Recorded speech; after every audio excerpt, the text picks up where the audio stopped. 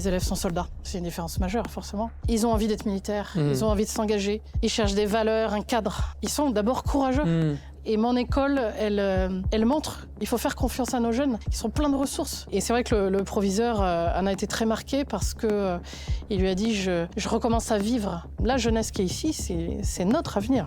Je passe un quartier libre à l'école militaire préparatoire technique de Bourges. Un nom un peu long, mais une école révolutionnaire car elle propose à des jeunes de 16 ans de rejoindre un lycée militaire professionnel qui va 1. Leur faire passer un bac pro et technologique, 2. Les préparer à une carrière de sous-officier. J'ai rencontré sa directrice, le colonel Gwenaël Gauthier, qui va m'expliquer pourquoi ce lycée technique est un lycée hors du commun. En fin de vidéo, d'ailleurs, elle m'a aussi partagé son expérience très forte comme femme à l'armée. J'étais très honoré de recueillir son témoignage dur et qui montre aussi le chemin parcouru. Vous êtes sur Quartier Libre, le podcast de l'armée de terre recrute, et je suis le capitaine Brault, B-R-A-U-L-T. Et maintenant, c'est parti pour ce Quartier Libre avec le colonel Gwenaël Gauthier. Quartier Libre. Colonel, merci beaucoup de m'accueillir à Bourges. Alors là, on est dans votre école, l'école militaire technique préparatoire de Bourges. Est-ce qu'il n'y a pas une manière un peu plus simple de décrire quelle est cette école? Qu'est-ce que vous faites ici? École militaire préparatoire technique, oui, ça fait un peu long. Ça fait un peu long. C'est d'abord une école militaire. Ouais. Et les jeunes viennent s'engager, en fait. C'est d'abord ce qu'il faut retenir. Et il se trouve qu'en plus, on en profite pour donner des bacs pro et techno à un bon niveau. Donc c'est un lycée? C'est pas un lycée militaire, c'est une école de formation. Quelle différence vous faites entre les deux? Les élèves sont soldats. Donc c'est une différence majeure, forcément. Ils sont soldats dès le premier jour. Donc on forme vraiment de tout jeunes soldats, apprentis militaires. Ils sont mineurs. Ils commencent à 16 ans. Et ils commencent à 16 ans pile, oui, ce qui est jeune. Hein, oui, c'est hyper jeune. Ouais. Et donc vous dites de ces jeunes qui ont 16 ans que c'est des soldats. C'est déjà des soldats. Oui. Et très vite, ils prennent la posture de tout jeunes soldats. Alors bien évidemment, la formation, elle est adaptée. Elle est adaptée. Ce n'est pas, on fait pas ses classes ici. Hein. C'est une progressivité dans la formation militaire, de partir des rudiments, hein, se marcher au pas, se présenter, savoir parler au colonel, saluer. Et puis petit à petit, on va insérer un certain nombre d'acquis, de savoir-faire et de savoir-être, tout en poursuivant la poursuite du bac et d'aller en classe tous les jours. Moi, c'est ce qui m'a marqué. Donc vous dites, vous leur apprenez à saluer. En entrant dans l'école là tout à l'heure, je longeais la place d'Armes et j'ai vu un jeune et une fille au bout de la place d'Armes. Ils m'ont claqué un garde à vous. Ils m'ont salué. Et ils avaient ça, 16 ans, 17 ans. En fait, et ça m'a marqué. Je me suis dit, waouh, c'est carré, quoi. Ils sont extrêmement fiers, très vite. D'ailleurs, ils progressent très vite dans ces rudiments, dans ces apprentissages du début. Ils sont très fiers. On leur remet leur béret. Donc, c'est une étape initiatique. Hein. Ils font une marche. Ils font une marche. Il y a la marche au béret. Mais on ne la fait pas tout de suite, on l'a fait en octobre, donc ils ont déjà fait une première marche. C'est combien de kilomètres? Et elle reste accessible, hein. On a fait 12 km et demi. Oh, c'est déjà bien. Ouais. Et c'est un moment extrêmement fort, déjà parce que les professeurs, les cadres, tout le monde vient. Donc c'est presque une petite fête, hein, pour leur entrée dans l'armée de terre. Alors on revient sur ces jeunes-là. Donc c'est quoi? C'est des jeunes qui quittent un lycée civil, qui veulent s'inscrire dans un lycée. Alors vous avez dit c'est pas un lycée militaire, donc c'est une école, oui. Mais elle leur donne le bac. Mais j'ai du mal à comprendre. Vous dites que c'est pas un lycée, mais ils passent le bac. 3 bacs pro et un bac techno. Donc les trois bacs professionnels. Maintenance des hélicoptères, maintenance en véhicule transport routier. Et puis le bac ciel, cybersécurité, informatique, réseau électronique. Qui d'ailleurs a un gros succès, hein, dans le civil. Donc nous aussi, on l'a ici. Et puis le bac STI 2D pour le bac technologique. Et derrière la promesse, c'est donc vous vous engagez dans cette école, comme soldat, vous apprenez les classes, on vous apporte un rudiment de formation militaire, mais à côté, vous faites finalement un lycée comme les autres, obtention du bac pro ou technique, ce que vous avez décrit. Et derrière la promesse, c'est la promesse d'un poste, d'une fonction immédiate dans l'armée de terre comme sous-officier, je crois. Oui, c'est démarrer finalement un peu plus tôt que la moyenne le parcours de sous-officier de l'armée de terre. Donc, une fois qu'ils ont le bac, ils changent de statut, je leur fais signer un contrat d'engagement sous-officier et ils partent à la maison mère à Saint-Mexan pour 3 petits mois de formation générale, chef de groupe. Ils auront ensuite encore un peu de spécialisation technique, mais c'est le début de leur... De la vie qu'ils sont venus trouver. Hein. Et ils sont déjà fléchés sur l'arme du matériel ou l'arme du train, ou derrière ils peuvent avoir une mobilité et servir une autre arme? Oui, ils sont quand même ils sont fléchés. Maintenanciers, sous-officiers du numérique au système d'information et de communication, sapeurs pour quelques-uns. Vous avez de la SAP électromécanicien. Donc, énergie et traitement de l'eau. Oui, bien sûr, il y en avait dans ma compagnie. Et puis, évidemment, les maintenanciers hélicoptères qui iront servir en régiment d'hélicoptères de combat. D'accord. Et alors, les jeunes qui arrivent, ils savent déjà qu'ils veulent bosser sur un hélico ou au contraire être dans les télécoms, vous avez décrit. Ils arrivent avec des projets professionnels établis, ils savent qu'ils veulent s'engager dans ce domaine, ou des profils plus divers, ils ne savent pas exactement. C'est très hétérogène parce qu'il ne faut pas oublier que quand ils se renseignent, les jeunes pour l'école, avec leurs parents, hein, bien sûr, ils ont 15 ans et demi environ, puisque l'entrée est à 16 ans en août. Donc c'est très jeune. Donc ils identifient bien le Griffon, enfin nos matériels dernière génération, les hélicoptères. Ils identifient beaucoup moins les systèmes d'information, tous les systèmes hyper modernes qui équipent... nos systèmes de combat aujourd'hui. Donc là, on essaie de mieux en mieux expliquer ce qui les attend, sachant qu'il n'y a pas une filière moins noble ou un métier moins noble qu'un autre. Ça, c'est certain que non. Et tout le monde est soldat de la même façon. Les jeunes qui arrivent, là, vous l'avez dit, 15 ans et demi, c'est quoi? Ils sont vraiment volontaires pour venir ou c'est des parents qui les poussent? Non, la plupart... que ce soit très consolidé ou pas. Ils ont envie d'être militaires, ils ont envie de s'engager. Ils cherchent des valeurs, un cadre. Ça, c'est vraiment flagrant. Bon, il y a toujours quelques-uns qui sentent bien que ça ferait plaisir aux parents, mais cela, ça va être un petit peu plus difficile. Mais l'immense majorité cherche quelque chose qu'ils trouvent ici, clairement. Et que peut-être ils n'ont pas trouvé à l'école, à votre avis, c'est quoi? Un cadre plus formel qu'ils n'ont pas forcément trouvé ailleurs, oui, c'est certainement, hein, certainement. Et toute la partie, vous dites c'est pas des classes, mais j'imagine qu'il y a du sport, il y a la partie, les marches, vous avez dit, le terrain. Tout ça, ils le vivent comment à 15 ans et demi, 16 ans? Moi, je me mets à leur place, j'aurais été incapable de faire ça à leur âge. Moi, je me suis engagé un peu sur le tard, enfin à 23 ans, 24 ans. Je pense que j'aurais pas du tout été prêt, en tout cas, vu ma mentalité à l'époque, à faire tout ça. Qu'est-ce qui les caractérise? Qu'est-ce qui leur donne cette moi, envie? je les trouve courageux. C'est très courageux. Ouais. Je trouve, mais j'essaie toujours de prendre l'occasion de le dire autour de moi et à l'extérieur. Ils sont d'abord courageux d'avoir franchi le portail. Ça, c'est avéré. Et je lutte aussi contre... c'est trop facile de critiquer notre jeunesse, en fait. Et mon école, elle montre qu'il faut faire confiance à nos jeunes. Ils sont pleins de ressources. Ils sont même résilients, en fait. Ils sont résilients. Après, c'est clair que le week-end sur le terrain, le sport, ça prend très, très vite. Ils viennent pour ça. Et puis, on sait bien que la cohésion, elle va beaucoup plus vite sur le terrain qu'en salle de classe, on va dire. Les petites difficultés, encore une fois, toujours progressives, hein, surtout pour la nouvelle promo. Un exemple, hein, je vais faire un rappel avec... Bon, là, c'était les terminales à la rentrée de fin août. On est descendu en rappel sur un viaduc de la région. Ah oui, donc le rappel pour ceux qui ne connaissent pas, une corde tendue donc sur le viaduc et ils descendent. Et on descend. Ah, vous leur avez fait ça mais vous avez le droit pour des mineurs Oui, parce que tout ça est très, très bien encadré par un décret. Et heureusement, il y a eu des pas des refus enfants de saut. soldats. Il y a eu des refus. Alors, il y a quelques jeunes un petit peu durs, mais en fait, il y a toujours des camarades, et puis les cadres aussi, évidemment.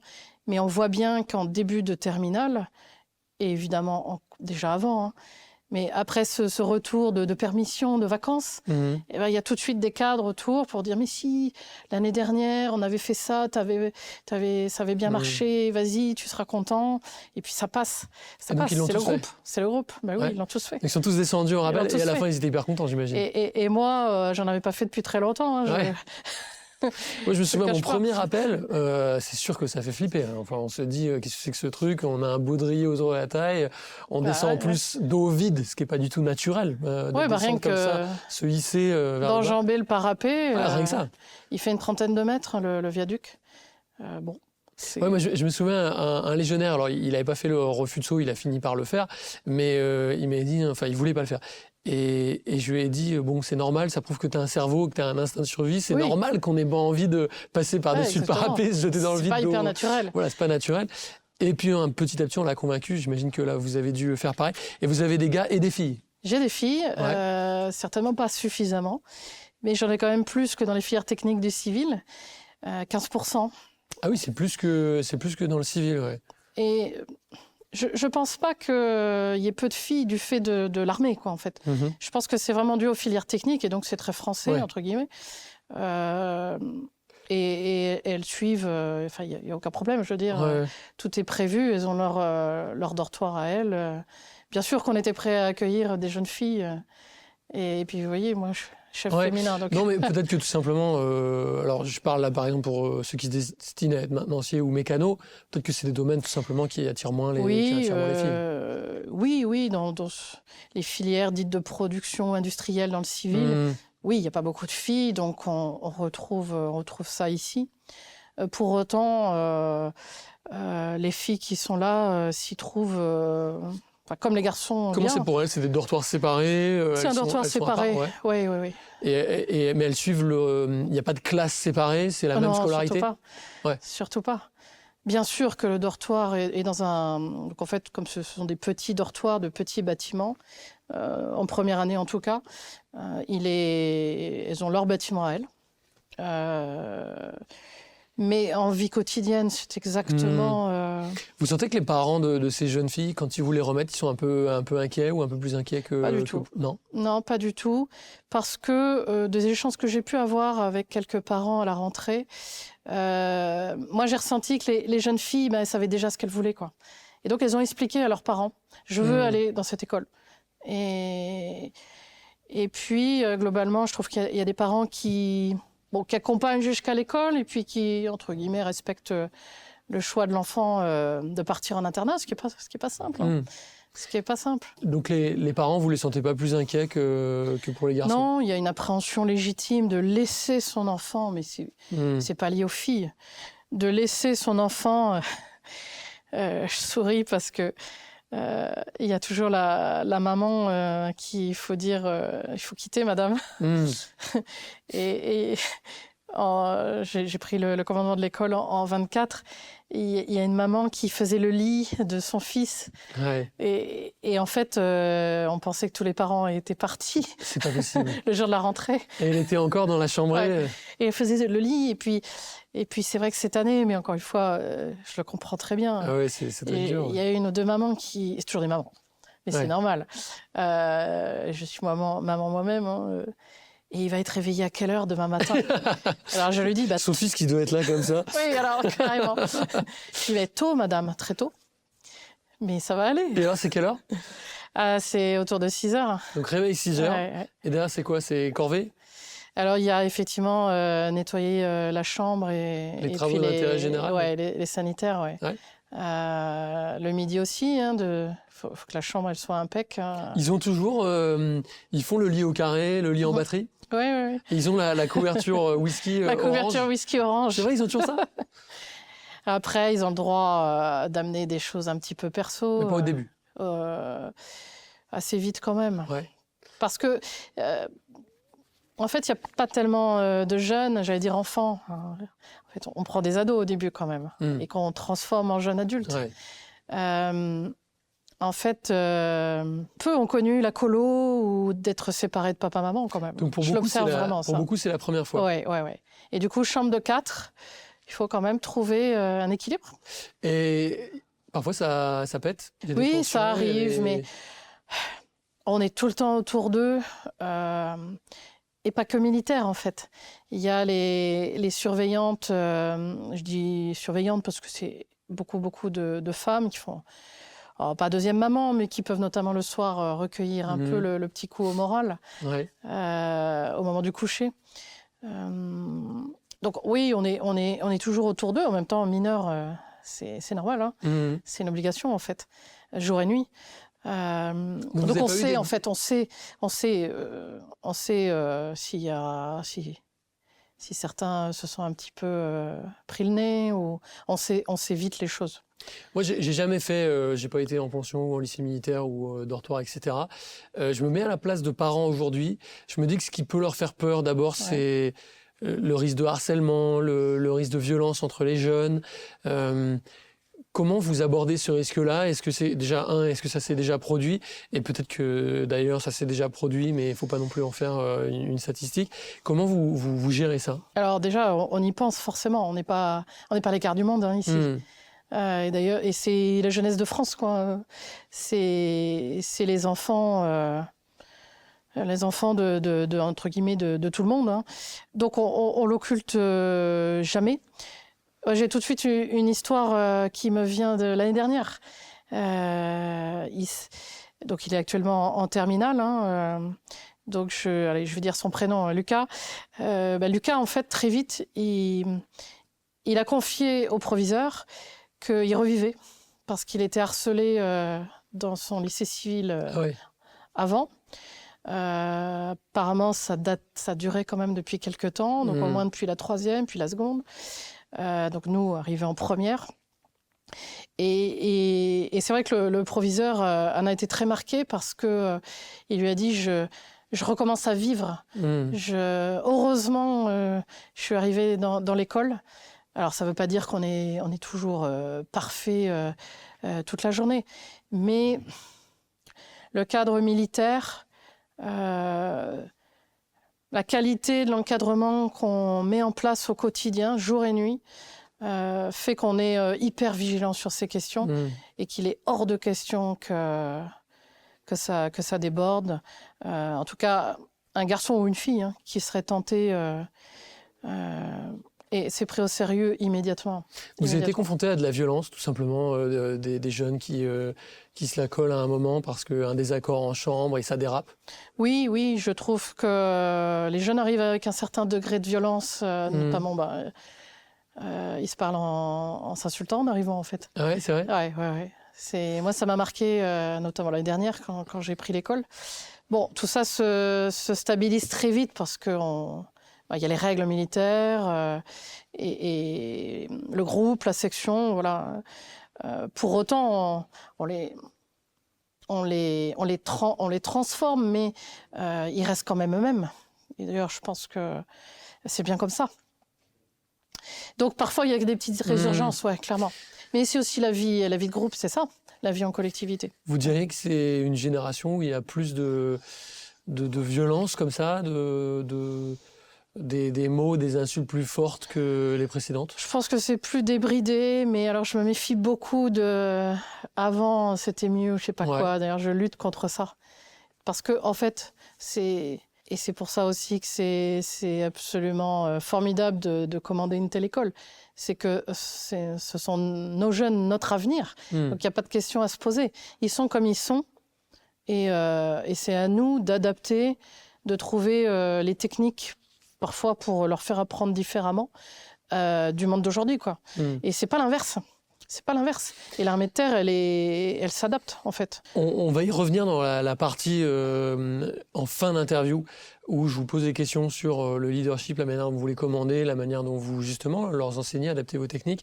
Mais avant ça, je voudrais qu'on précise le cursus qu'ils suivent dans cette école. Qu'est-ce qu'ils apprennent? Et peut-être même avant ça, comment se passe la sélection? Comment vous les recrutez? Comment ils viennent à vous? Et comment vous les sélectionnez? En fait, pour rentrer dans l'école, il faut aller au CIRFA de sa ville. Donc les centres de recrutement de l'armée de terre, quels qu'ils soient, ouais. Comme pour tous ceux qui ont envie de s'engager dans l'armée, en fait. Un centre de recrutement. Et là, il va y avoir un recueil de la candidature, une explication. Donc, en quoi consiste l'école militaire préparatoire technique. Et puis, une petite sélection quand même, hein, c'est sur dossier, en fait. Un passage chez le médecin, parce que dans l'institution, il faut être, apte. Et puis, tout ce travail donne une commission de sélection. Qu'est-ce qu'ils vous disent dans les lettres de motivation? Qu'est-ce qui les amène là? Devenir militaire, s'engager pour son pays, ça revient beaucoup. C'est les leviers qui reviennent. Ça revient beaucoup. Parfois, donc, ils vont dire s'ils ont déjà eu une petite première expérience. Classe de défense un petit peu aussi. Ah non, dans les classes de défense, vous avez des jeunes à qui ça a plu, à qui ça a parlé? Qui en fait sont allés en visite, pas forcément ici, hein, puisque les jeunes viennent de toute la France. Hein, et c'est pas juste à Bourges, c'est pas que dans le bassin pas du tout, du coin? Pas du tout. D'accord. J'ai beaucoup de jeunes du sud-ouest, beaucoup des Hauts-de-France, quelques jeunes ultramarins. Que ça fait loin. Hein. Mais, ça doit être dur pour eux. Oui. Donc, que ce soit Réunion, Tahiti, etc. Ça se passe comment pour eux, du coup? Ils ont un tuteur en métropole et on s'assure sur les week-ends où ils peuvent rentrer ou les vacances scolaires, qu'ils soient bien pris Parce que là, les élèves, quand ils rentrent à l'EMPT, le week-end, c'est libre. Ils rentrent dans leur famille. Ah, pas tous les week-ends. Ah, c'est vrai? Non. Il y a du terrain. Eh oui, d'accord. Il y a du terrain. Mais en fait, les jeunes, ils ont beau être fatigués potentiellement, hein, selon ce qu'on fait. C'est sûr, quand il pleut beaucoup à Bourges quand même. Ouais, j'ai remarqué. Le terrain est souvent humide. En fait, le dimanche soir, enfin surtout le lundi matin pour reprendre les cours, ils ont la patate en fait. Ils n'ont pas envie de partir au week-end? Parce que le week-end, ils ont été sur le terrain et que... Ils ont eu le sentiment de commencer à apprendre la vraie vie de militaire. Et ces jeunes qui viennent de très loin, La Réunion, vous disiez, la Guadeloupe, donc eux, ils ne peuvent pas rentrer tous les week-ends, ils ne peuvent pas rentrer pendant les vacances. Ça doit être particulier de les prendre en compte dans l'école. Alors ils vont rentrer potentiellement... après, c'est vrai que les billets d'avion ne sont pas donnés, hein. À Noël, sinon aux grandes vacances, quoi. Et comment vous faites? Moi, la question que je me pose, c'est quand j'étais lycéen, on a des emplois du temps qui sont très chargés, des cours, 8 heures de cours tous les jours.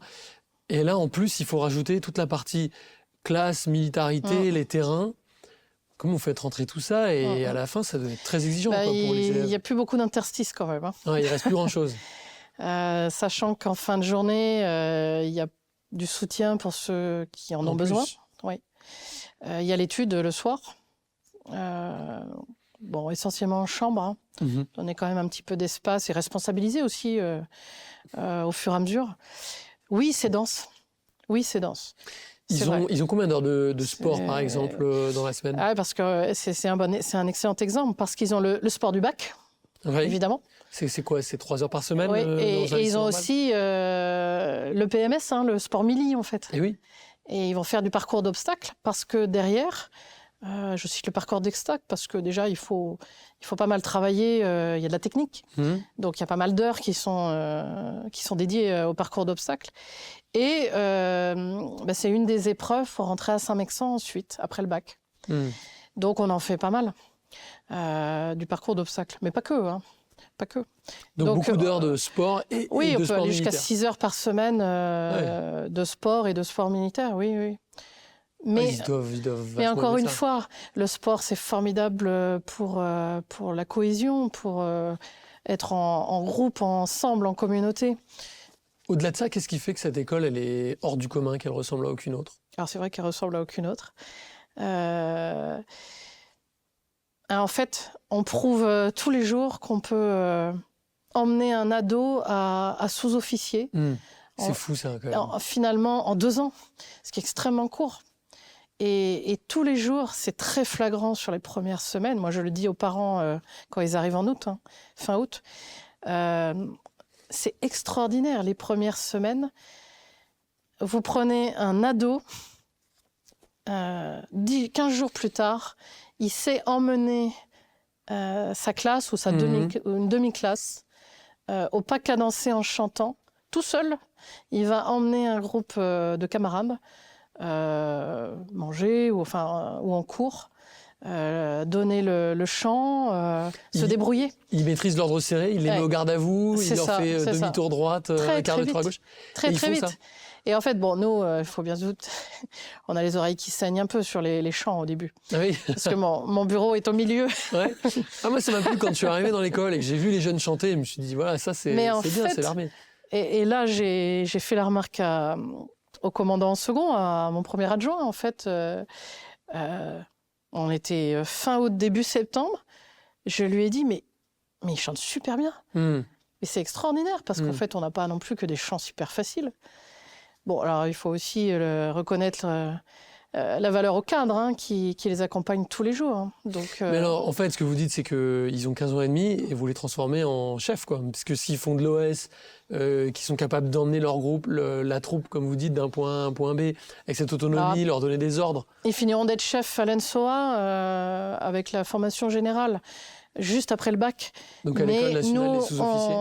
On donne le formatage, les clés et toutes les bases. Ouais. Vous les voyez se transformer? Ah oui, et physiquement aussi. Et les parents, quand ils les voient revenir à Noël, après quelques mois? Les parents, je les préviens qu'ils ne vont pas reconnaître leur fils et leur fille. Ce qui provoque un petit peu d'émoi fin août. Ouais. Et qu'est-ce qu'ils vous disent? Mais moi, j'ai vu beaucoup de fierté, en fait, un peu d'appréhension, parfois, de quelques mamans, mais beaucoup de fierté à nous confier. Et ça nous oblige, en fait. C'est même impressionnant parce que on est en contact à la rentrée. Il y a une journée dédiée où les parents sont là toute la journée ensemble pour l'incorporation. Et ils nous donnent leurs fils et leurs filles avec des mots différents. Ça va de « bon, c'est son choix », ça va bien se passer. Et puis, on est très fiers de vous le confier. C'est magnifique. Bon, et puis aussi, j'ai eu un papa l'année dernière. Vous en ferez peut-être quelque chose de mieux que nous, ce rythme-là. Vous croyez qu'il y a des parents qui cherchent à s'en débarrasser des enfants et les mettre chez vous comme s'ils les mettaient en pension? Je pense que c'est comme ça devient quand même rare, quoi. Ouais, J'ai pas envie de penser ça. J'ai pas envie de penser ça. Et en même temps, peut-être que s'ils ont senti qu'ils allaient au bout de ce qu'ils pouvaient. Alors oui, ça je l'ai quand même déjà ressenti. Ils vous demandent de l'aide. Je l'ai quand même déjà ressenti, ça. Oui, c'est vrai. C'est compliqué à la maison. Il veut être militaire. Vous allez peut-être y arriver mieux que nous. Ça touche quand même un peu d'entendre ça. Je peux comprendre. Et en même temps, je sais pas. Je trouve que la parentalité c'est tellement un des plus difficiles des métiers et que parfois, si le jeune il a envie de ça, En fait, on se place. On continue le travail des parents. On n'est surtout pas contre les parents, jamais. On continue, ils sont mineurs, on appelle beaucoup les parents. Ils sont tenus au courant. Il y a un carnet de correspondance, vous mettez des mots. Alors il y a Pronote pour... vous avez Pronote, bien sûr. Oui, bien sûr. Mais ils ont aussi le mail, le téléphone du chef de section. Il n'y a pas une coupure. C'est drôle ça quand même. Alors il y a aussi du donnant-donnant, c'est-à-dire qu'on continue le travail des parents, d'une certaine façon.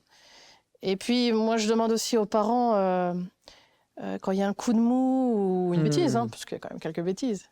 À 16 ans, c'est logique.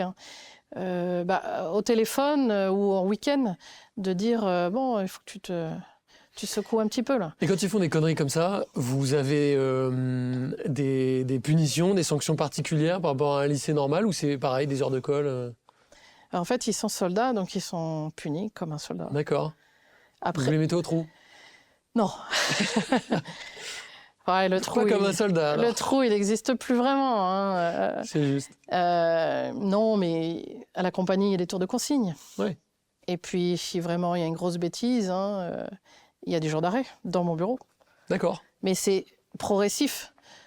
Déjà, pour arriver jusqu'à mon bureau, il faut avoir testé le dispositif quand même plusieurs fois. Vous devez y recourir souvent à cette discipline, cette fermeté? Non, pas tant que ça. Et cette année, beaucoup moins que l'année dernière. Ah oui? Je commence même à me dire c'est bizarrement calme. C'est étrange. C'est beaucoup trop calme. Est-ce que, alors justement, pour aller au bout de cette... donc on dit il y a une militarisation quelque part de ces lycéens qui est réduite, que vous avez bien expliqué. Donc c'est la question, je pense que les gens se posent, c'est jusqu'où? Quand on entend lycée militaire, je pense qu'il y a beaucoup de gens qui se disent c'est la pension, c'est la discipline, ça va être le drill sergent dans Full Metal Jacket qui leur crie dessus. Est-ce que c'est un fantasme? Est-ce que par ailleurs il faut aussi avoir une partie d'encadrement où que ça file droit? C'est quoi votre esprit? En fait, on reste pleinement les cadres militaires. On est militaires, on va pas c'est une école militaire. Mais par définition, on est aussi tous pédagogues, éducateurs en fait, tous. Donc c'est un mix de tout ça, de son propre parcours, et puis quand même d'une formation dédiée avant de prendre son poste. Les cadres de contact, ceux qui sont directement tous les jours au contact des élèves, reçoivent quand même une formation au début, la psychologie de l'adolescent, utile, essentielle même, parce que parfois nos ados, pas toujours facile à comprendre. Mais comme c'est ce que ressentent les parents aussi. Donc il n'y a pas de raison que ce soit différent ici. On applique une pédagogie adaptée, progressive, bienveillante et ferme en même temps. Et c'est un curseur qui peut sembler un petit peu difficile à trouver, mais en fait qui se trouve et qu'on surveille aussi sur des activités notamment. Vous avez déjà dû virer un élève? Oui, plusieurs fois. Ouais. Qu'est-ce qui s'est passé? Plusieurs fois. De la bêtise qui va trop loin, qui montre que il n'est pas fait pour être, même si jeune, il est pas fait. Il n'a pas compris où il était arrivé, en fait, où il était arrivé. J'ai un jeune qui s'est pris pour un influenceur avec le langage des influenceurs préférés des ados. Ouais, c'est-à-dire? C'était pas terrible, j'ai pas envie. Qu'est-ce qu'il faisait? Oh, vous voulez pas raconter? Enfin, en tout cas, ça a dépassé les limites du règlement intérieur et vous avez dû sanctionner. Et puis le jour même, il y avait une séance dédiée aux réseaux sociaux.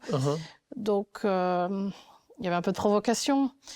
Donc, on pouvait s'interroger légitimement sur son envie d'être là, en fait, d'être dans l'armée. J'ai eu aussi un élève qui a eu des propos homophobes. Donc, je m'en suis séparée. D'accord. Je m'en suis séparée. C'est pas les valeurs ni de l'armée de terre, ni de l'école, qui sont les mêmes. Et parmi les victoires, est-ce que vous pouvez me dire, par exemple, le taux de réussite au bac? 100% au bac pro. Vous êtes à 100%? Oui. Mais bon, encore une fois, je vise les mentions, le taux de mention. Ouais. Bon, qui est déjà très correct. Et c'est combien? On est sur, selon les filières, entre 50 et 70% de mentions. Donc c'est déjà bien, mais on va continuer. Et après, vous avez des exemples de jeunes qui sont devenus sous-officiers de l'armée de terre et que vous revoyez ou que vous suivez? Alors, comme l'école est jeune, il n'y a pas encore de retour, par exemple, des anciens élèves, mais ça viendra.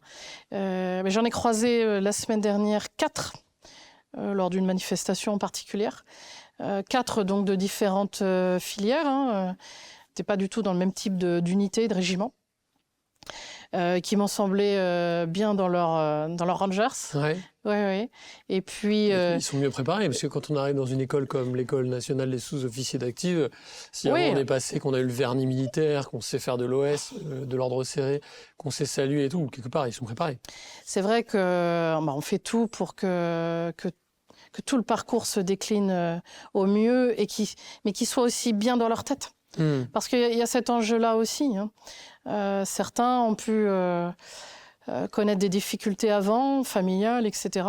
Et moi, c'est une de mes fiertés. C'est-à-dire que l'armée de terre, elle permet encore à un jeune qui n'a pas eu toutes les chances dans sa vie de violences intrafamiliales ou autres, hein, et ben, il a sa chance dans l'armée de terre et il peut devenir un excellent sous-officier. Donc ça, c'est une vraie fierté pour moi et pour mes cadres aussi, hein. Colonel, vous commandez une école militaire où des lycéens passent le bac. Vous venez pas du tout de ce milieu de l'éducation, parce que vous avez appartenu à des unités de combat, vous pourrez nous décrire lesquelles. Comment vous êtes arrivé du métier de soldat à celui-là d'éducateur, et est-ce que c'est si différent que ça? Non, je pense qu'on applique, et je pense que mon proviseur dirait pas l'inverse, c'est-à-dire puisqu'on s'est tout de suite trouvé autour de nos apprentis militaires, en fait, tout de suite des points communs autour de notre jeunesse. Donc c'est pas si différent que ça. Vous voulez dire des points communs entre... Dans la mission. Oui. Entre soldats et des profs et des éducateurs. Oui, exactement. Et aux professeurs à la rentrée, d'ailleurs je leur ai dit, mais on n'est pas différents. Ça se passe bien entre les deux, entre prof et MI? Ça se passe bien, mais c'est vrai qu'il faut quand même être vigilant, apprendre à se connaître un petit peu. Et c'était un de mes points d'effort en arrivant. Civil, militaire, de bien se comprendre. On entend, ils sont en train de faire le footing. 1, 2, 3, 4. Exactement. J'adore. Excellent. Pardon, du coup, ils vous ont interrompu, mais c'est parfait parce que ça illustrait. Donc, vous, à la base, vous n'êtes pas du tout dans un métier d'éducation. Non, pas du tout. En quoi votre carrière d'officier vous a préparé à ce métier d'éducateur? Avoir la vision nécessaire, c'est le bon moment pour vraiment appliquer de la pédagogie ou réfléchir, trouver la bonne approche par rapport à nos jeunes. Après, moi, personnellement, en fait, la première des choses, c'est que en formant des futurs sous-officiers, j'ai le sentiment de rendre un peu ce que les sous-officiers m'ont apporté. Je suis maintenancier et je considère qu'un lieutenant, un capitaine maintenancier, il est rien sans ses sous-officiers. Il est formé par eux. C'est une arme technique. On arrive, on est formé comme chef, certes. J'étais bien formé comme chef, bien sûr. Mais j'arrive, mes sous-officiers ont une mission aussi technique à remplir. Et là, on ne sait pas, en fait. On se tourne vers les sachants et comprendre. En tout cas, moi, c'est ce que j'ai fait. Et du coup, c'est rendre l'appareil. Et je trouve très important que les apprentis militaires, que les élèves soient accompagnés par des sous-officiers au quotidien. C'est le centre, en fait. C'est le cœur battant. C'est la section. Donc, il y a 2 sous-officiers, un militaire du rang selon les sections, et puis nos apprentis militaires au centre. C'est des sortes de CPE, un peu, des conseillers d'éducation qui les accompagnent dans leur scolarité? Alors, actuellement, il n'y a pas de CPE comme à l'extérieur. Il y en aura peut-être un l'année prochaine. Pour autant, la mission d'écoute, elle est pleinement prise par l'ensemble des cadres, civils comme militaires, effectivement. Et on essaie perpétuellement de croiser les regards. Moi, avant de m'engager dans l'armée, pendant 1 an, j'ai été prof dans l'éducation nationale, à Saint-Denis. Et j'ai trouvé après que ce métier de prof m'avait beaucoup aidé pour prendre en compte ma section quand j'étais jeune lieutenant. Est-ce que vous qui avez fait le chemin en sens inverse, il y a des choses que vous avez appris comme officier, parce que vous avez commandé à tous les grades de lieutenant à colonel, des choses que vous avez appris comme officier qui vous ont servi par exemple dans la gestion de classe, dans l'autorité qu'on peut avoir avec des élèves? Alors déjà, je suis fille de prof. Donc, ah, c'est vrai? Mais je voulais pas être prof. Surtout pas. C'est vrai? Ah, du coup, c'était pour vous un repousseur. C'est rigolo que maintenant vous reveniez. Et je l'ai dit au professeur en arrivant. À la fois que j'étais fille de prof et que je voulais pas être prof. Bon, moi j'aime bien parler vrai tout le temps. Tout le monde, enfin les cadres ont besoin de savoir ce que j'ai dans la tête. Et je suis pas un chef enfermé, jamais. Mais donc là, si vous aviez pas envie d'être prof, qu'est-ce qui vous a amené dans cette position? C'est une façon effectivement différente d'assurer la mission. Je pense que c'est vraiment... alors non pas exactement la fin de carrière, parce que j'ai encore quelques postes. Mais bon, on rentre, on veut partir en OPEX. Et vous en avez fait quelques-unes, parce que vous êtes allé en RCA, Gabon, j'ai vu toutes les missions que vous avez eues. On veut servir. Et à 18 ans, c'est 18, 20 ans, 25, c'est totalement normal. Et mes élèves ont envie de ça aussi, et tout le monde le comprend, quoi. En fait, avec le fil des années, les expériences passées, effectivement, quelques expériences un peu particulières, hein, d'être exfiltré d'un pays en Afrique, passer 1 an au Liban, pays très fort, très, très fort pour nous Français notamment. De devenir parent aussi, hein, ça fait évoluer par rapport à certainement à ce pourquoi on s'est engagé, la façon de remplir la mission, et en fait s'occuper de la jeunesse. Mais vous m'auriez posé la question il y a 20 ans, j'aurais dit oui, j'ai des jeunes dans ma section, mais... Ouais. Mais ça me fait penser à ce que dit le maréchal Lyotet. Il dit en temps de paix, une armée, son rôle, c'est l'éducation de la jeunesse. Et quelque part, on a le même métier quand on est un chef de section, qu'on fait les classes d'un contingent de jeunes qui ont 18 ans et un prof de lycée. Je pense que nos mondes sont beaucoup plus proches les uns des autres. En fait, j'ai l'impression un peu d'être un passeur et puis d'aider, vraiment à toute petite échelle, hein, je suis maintenancier, donc par définition, je suis quelqu'un d'humble. L'école, elle est en filiation enfant de troupe. Et c'est à la fois formidable et très fort d'essayer de leur donner cette filiation à mes élèves. D'enfants de troupe, quand on voit ce que les enfants de troupe, parfois 12 ans, 13 ans, ont fait, ils se retrouvaient en école militaire préparatoire, donc que ce soit Le Mans, ou par exemple si je prends Tulle pleinement dans des actes de résistance, la libération, des tout jeunes minots, une histoire, tout ce qu'ils ont pu par bravoure et par courage. Et en fait, ce que je veux dire, c'est que il ne s'agit pas que les élèves de l'école militaire préparatoire technique d'aujourd'hui, il ne s'agit pas de copier, mais on s'inspire de ça pour préparer l'avenir. Et la jeunesse qui est ici, c'est notre avenir. J'insiste sur cette question.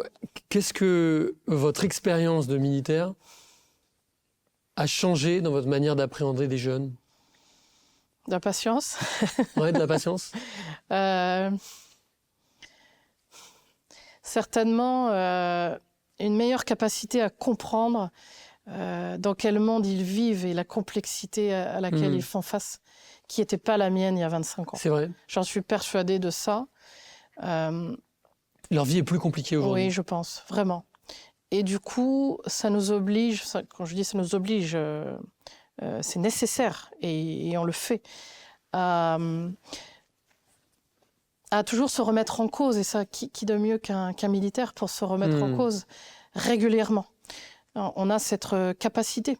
Ouais. Je ne dis pas que ça n'existe pas dans le civil, attention, hein, mais... Non, mais chez nous, la sanction, elle est immédiate. Exactement. Si on se confronte pas à la différence et qu'on ne se remet pas en question, stratégiquement, tactiquement, on a la sanction immédiate. Vous êtes chef de corps de cette école, donc de Bourges. Vous avez à la fois sous vos ordres, on va dire ça comme ça, des soldats, des cadres militaires, mais aussi des cadres civils et des profs. Oui. Qu'est-ce que vous voudriez que les profs aillent chercher chez les militaires? Je ne vais pas vous brouiller avec vos profs, mais on va le dire de manière bienveillante. Quelles sont les choses que des soldats peuvent enseigner à ces profs ou peuvent leur transmettre? En fait, j'ai du mal à répondre à cette question parce que là, les professeurs, depuis la rentrée, viennent aux couleurs. Ils sont venus à la marche au béret et je trouvais ça formidable. C'est vrai que c'est bien. Ouais, c'est top. Ils montrent l'exemple. Enfin, ils montrent qu'on fait corps autour de nos élèves. Et en fait, c'est ça qui me serait, il y a 1 an, peut-être plus venu en premier, faire corps ensemble. Donc finalement, adhérer. Mais chacun a son importance ici, hein, civil comme... Enfin, voilà, il y a pas... tout le monde a son importance dans sa mission. Oui, je leur demande de comprendre qu'on est sur la même mission, qu'on est des passeurs de savoir pour eux et de valeurs et d'apprentissage pour les militaires. J'ai peut-être un cliché, par exemple sur la gestion de classe. Vous ne trouvez pas que peut-être en termes d'autorité, ils peuvent en avoir moins ou être moins habitués à avoir de l'ascendant sur une troupe qu'un soldat? En fait, il n'y a pas de sujet parce que les professeurs ici font leur travail comme ils devraient toujours le faire à l'extérieur. Ouais. Et de plus en plus, je pense que, parce que je vais encore recruter des professeurs, qu'ils soient formateurs du Greta ou professeurs détachés de l'éducation nationale, en fait, ils peuvent pleinement faire leur métier ici. Parce qu'ils ne passent pas la moitié du cours à faire de la discipline, entre autres. Et la qualité du cours, forcément, s'en ressent positivement. Et donc, j'ai des professeurs heureux. Bon, aussi heureux parce qu'on a beaucoup de choses toutes neuves. L'école étant de 2022. Tout le monde travaille dans des conditions exceptionnelles. Il y a un beau cadre. Oui. Comment vous inspirez j'imagine que quand même, ils viennent de deux mondes, de deux planètes différentes. D'un côté, des professeurs qui viennent de l'éducation nationale. Je vous ai dit, j'ai été l'un des leurs et ça a été des camarades. Et après, on a des soldats qui viennent encore d'une autre planète. J'imagine que être à votre place de chef d'établissement, de chef de cette école, et avoir ces deux publics, comment vous vous assurez qu'ils se comprennent, qu'ils parlent le même langage et qu'ils rejoignent l'esprit de corps que vous avez décrit? Les professeurs recherchent avant tout à faire leur métier. Ils viennent d'une éducation nationale quand même relativement en crise. Donc, ils cherchent ça. Bien sûr, ils sont mis au courant que c'est une école militaire. Et donc, on recherche une adhésion assez rapide au cadre militaire. Sinon, ça ne va pas fonctionner. Mais j'y vois pas de difficulté particulière. Qu'est-ce qu'ils vous ont dit, donc ceux qui étaient dans l'éducation nationale et vous disaient, bon, je pense que c'est partagé par tout le monde, que on a une éducation nationale qui est en difficulté.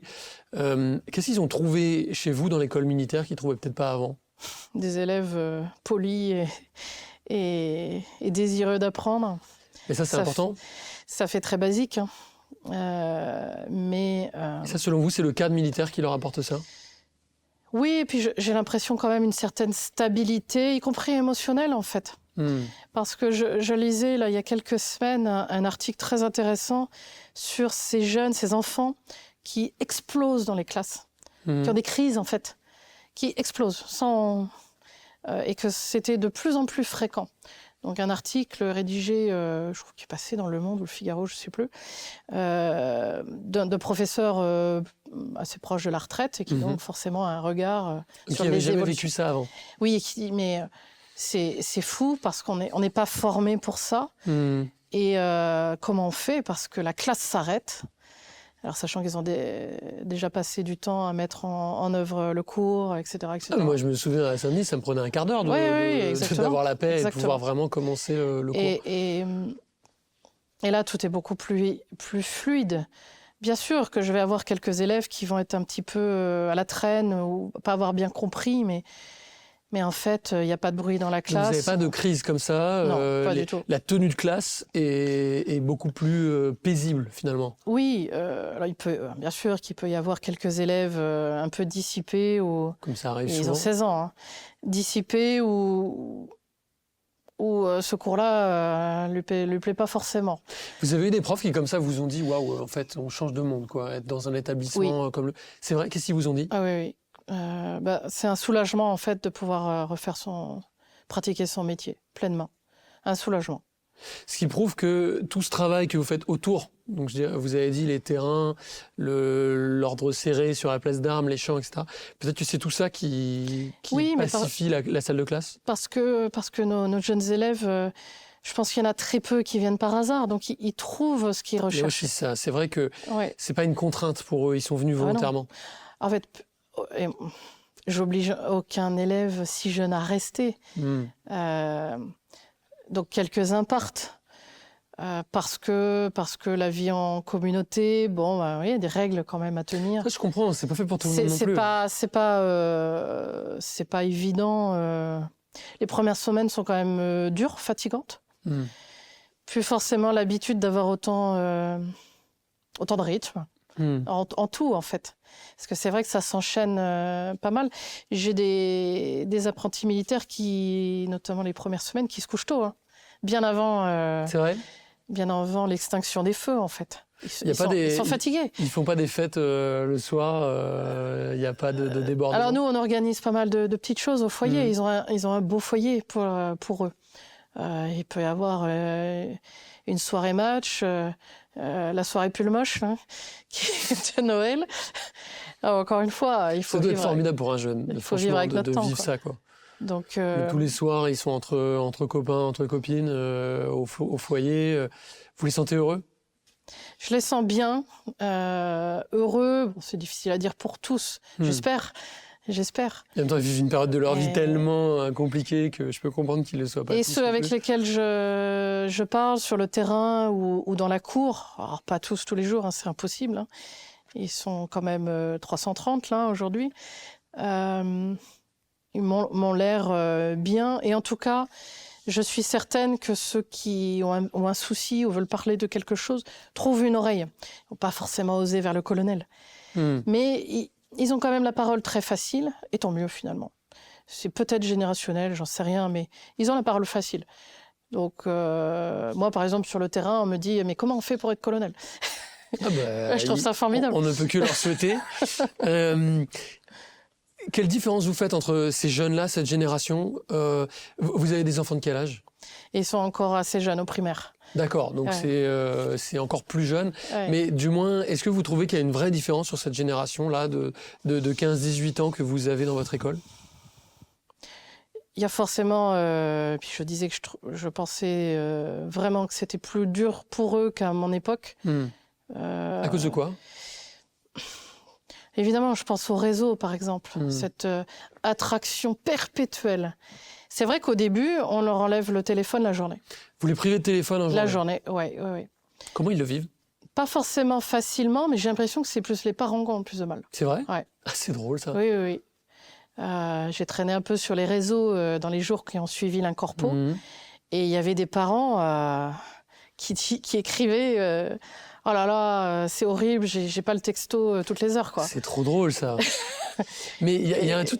Alors, on les avait prévenus, hein. Attention, on les avait prévenus. J'ai lu un article là-dessus sur en anglais, ils disent le hélicoptère parenting. C'est des parents qui sont en permanence en drone là, à surveiller, avoir des capteurs et avoir en permanence des signes de vie de leur enfant. Ce que je comprends, hein, j'en fais pas une blague. Tous pris l'habitude de cet outil, finalement. Mais quelque part, ça doit les libérer aussi, les gamins. Et puis, eux, comment ils le vivent d'être privés de leur smartphone ? C'est un petit peu dur au début. Ouais.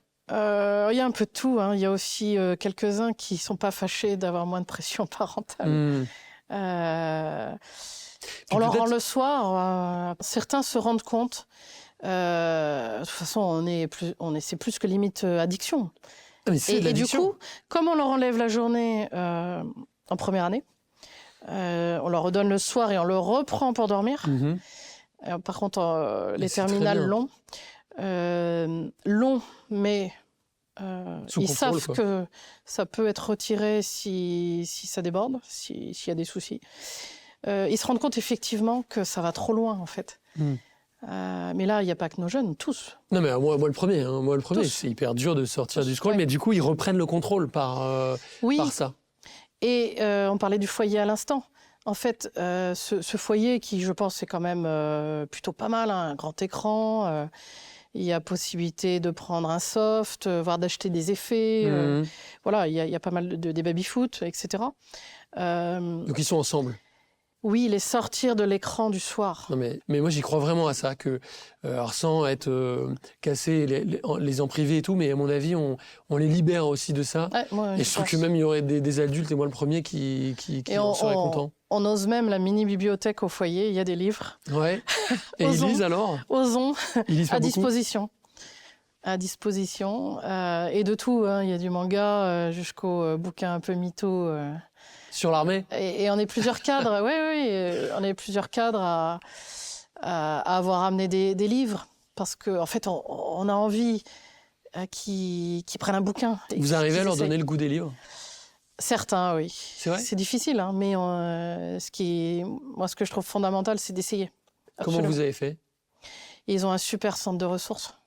Ça veut dire quoi? Comme un CDI, quoi. Un CDI, ouais, d'accord. Ouais. Donc, il y a des bouquins au foyer, des BD, des mangas, et puis des bouquins un peu plus durs, on va dire, entre guillemets, donc pour tout le monde.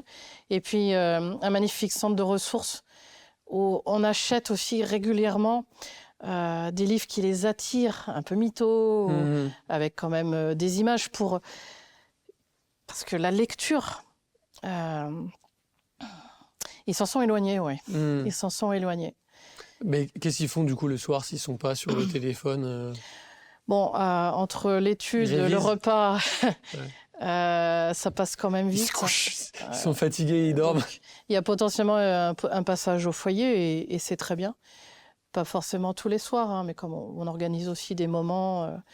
Il y a aussi un soir par mois, on essaie de faire un repas un peu plus junk food, bon, pour les sortir du réfectoire. Il y a une bonne cantine. Pour leur faire plaisir. Oui, franchement, ça va, mais ils sont ils sont quand même encore en croissance. Donc c'est vrai qu'ils peuvent manger comme 4. Ouais. Ils ont tout le temps faim, en fait. C'est le moment du questionnaire où je vous pose des questions où il faut me répondre comme un soldat, affirmatif, négatif. On est parti? Alors, on est parti. Alors, faut-il mettre tous les jeunes en lycée militaire? Non. Est-ce qu'on réussit mieux dans une école militaire? Oui. Est-ce qu'il y a des punitions physiques? Non. Vous leur faites pas des pompes? On fait un réveil musculaire le matin après le rassemblement, avant de partir en classe. L'apéro? Il n'y a pas d'alcool dans mon école. Je voulais dire, dans l'armée, on dit l'apéro, c'est juste avant la soupe où on fait des push-ups. Oui, effectivement. C'est ça. Est-ce qu'ils ont des corvées de chiottes? Ils ont des travaux d'intérêt général pour apprendre la communauté, la collectivité. Alors, on reste sur affirmatif, négatif. Oui, c'est vrai. Est-ce qu'ils épluchent les patates? Non. Est-ce que c'est une école de la seconde chance? Non. Est-ce qu'il y a plus de risques de harcèlement dans un dortoir militaire? Non. Avez-vous déjà viré un élève? Oui. La génération actuelle est-elle différente des générations précédentes? Je pense que oui. Ont-ils un problème avec l'autorité? Non. Avec l'obéissance? Non plus. Avec l'effort? Non. L'armée est-elle pour vous la meilleure école de la vie? Oui. Là, actuellement, vous avez des sujets comme ça de sexisme ou de séparation entre les filles et les garçons dans votre école? Je suis vigilante sur la misogynie. Je ne pense pas que dans notre société, et donc c'est un fait sociétal, c'est pas un fait d'école, je ne pense pas que ça se soit amélioré. Voilà. C'est vrai? Oui, c'est une conviction personnelle. Donc j'y suis particulièrement... Mais est-ce que vous l'observez? L'année dernière, j'ai eu un cas, effectivement. Qu'est-ce qui s'est passé? Un jeune homme qui était incapable de s'adresser normalement aux jeunes filles. Mais c'est complètement dingue ça. Mais ça leur vient d'où ça? Ils apprennent ça où? Pour le coup, c'était d'éducation. Donc vous cherchez à rétablir, et c'est le rôle de l'école, un certain équilibre sur ces choses-là? Oui, alors j'ai pas de faits réguliers en fait, pas du tout. Hein. Mais un cas extrême comme celui-là, ça vous est arrivé? Oui. D'accord. Et vous, votre autorité d'officier en tant que femme a déjà été remis en cause? C'est déjà un sujet que vous avez eu dans l'institution? En fait, dès le premier pas en régiment, je m'en souviens extrêmement bien. J'ai très vite senti que j'allais être jugée par rapport à ce que je donnais comme chef, quoi. Et pas que vous soyez un homme ou une femme. Après, avec une forte attente, hein, mais c'est comme ça que c'est conçu. Non, j'ai jamais senti... Vous étiez une des premières dans votre régiment ou pas? Non, pas parce qu'en régiment du matériel, encore que... un en atelier donc, de mécanique, entre guillemets. Oui, j'étais la première. Parce que je me souviens effectivement d'avoir été accueillie un peu par les sous-officiers. Un peu fraîchement comme ça, oui. Ouais, c'est vrai. Comment vous avez désarmé leurs attentes? Moi, je pratiquais beaucoup un humour contre-pied, en fait. Ah oui? De dire, par exemple... c'était encore un véhicule accidenté. Ça devait être une femme au volant, quoi. C'est pas et bien, ça désarme carrément bien. Les mecs doivent exploser de rire et ils le pensaient tous. Mais ça désarme carrément. Après, j'avais tendance à me dire, OK, ça, je vais pas pouvoir y aller. Je laisse la place à un garçon. Encore qu'une fois à Couette, on avait possibilité de passer le brevet parachutiste américain. Et j'avais été enlevée. Il n'y avait pas de place pour tout le monde. On était à mon époque 3-4 filles par promo, donc très très peu nombreuses. Ça a augmenté largement depuis. Oui, largement. Et en fait, les garçons, mais sans méchanceté, de ma section, m'ont enlevé du tirage au sort. Et ils me l'ont dit en plus. Et c'est la seule fois où j'ai râlé vers les cadres, parce que moi je voulais sauter en fait. Je ne voyais pas pourquoi je n'étais pas dans le tirage au sort. Et ça venait d'où en fait, cette initiative? Le camarade m'a dit, on t'a enlevé parce que ça ne te servira à rien, toi. Et tu ne seras pas parachutiste.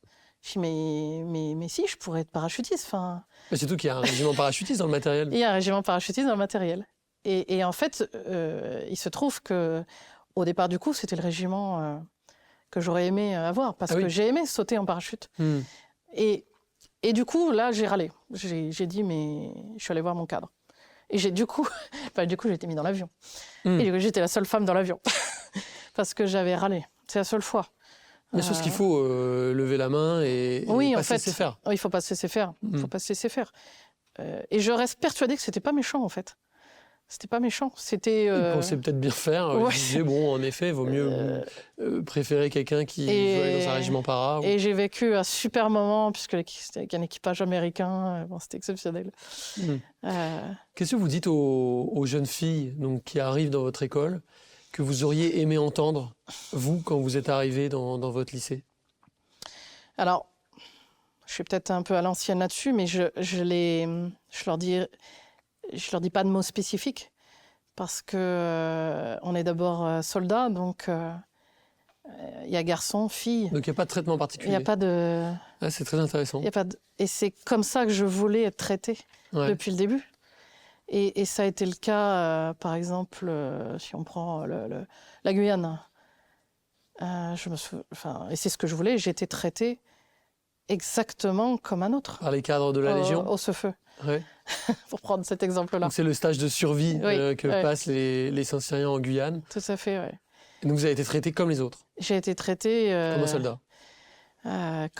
Comme les autres, comme les garçons. J'étais la seule fille de la section. Donc c'est ça qui caractériserait là aujourd'hui votre commandement dans cette école?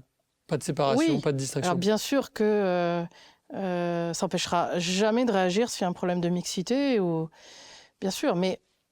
le fondamental, c'est que ce sont des tout jeunes, des soldats en devenir. Et ils doivent apprendre, le groupe, ils doivent apprendre à ne pas laisser quelqu'un derrière. Et en fait, ça, c'est pas une histoire d'être femme ou homme. C'est soldats. Colonel, je vous remercie pour le temps que vous m'avez consacré. Merci à vous. Et juste après, je crois qu'on va rencontrer un de vos élèves. Donc il va nous raconter, on va dire, l'envers du décor. J'ai hâte. Merci, colonel. Merci. Armée de terre, peux-tu le faire? Pour le savoir, s'engager.fr. L'armée de terre recrute 16 000 soldats et 5 000 réservistes par an et forme à plus de 100 métiers.